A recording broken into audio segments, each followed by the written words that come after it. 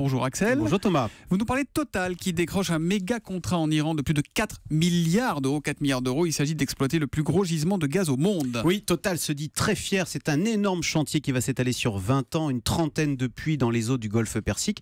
Et puis surtout, Total fait remarquer que c'est la première compagnie pétrolière internationale à revenir en Iran depuis la levée des sanctions en juillet 2015. Ouais, mais justement, c'est pas clair ça. Les États-Unis, depuis, ont durci leur position sur l'Iran. Alors c'est vrai, le Sénat américain, il y a 15 jours, vient de voter de nouvelles sanctions contre l'Iran. Du coup, pour minimiser les risques, Total travaille en faisant attention à ce que rien ne soit américain sur ce chantier. Ça veut donc dire évidemment aucun salarié américain, mais tous les investissements seront financés en euros par Total.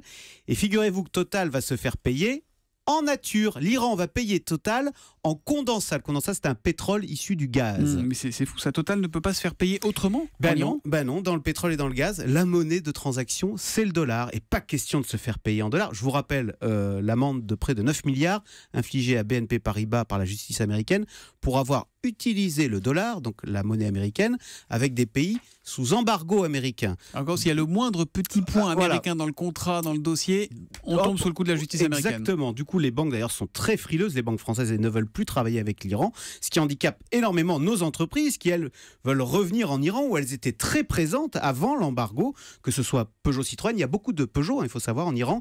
Mais il y a Bouygues, Vinci également qui sont sur les rangs pour reconstruire l'aéroport. Il y a Airbus qui a vendu plus de 100 appareils.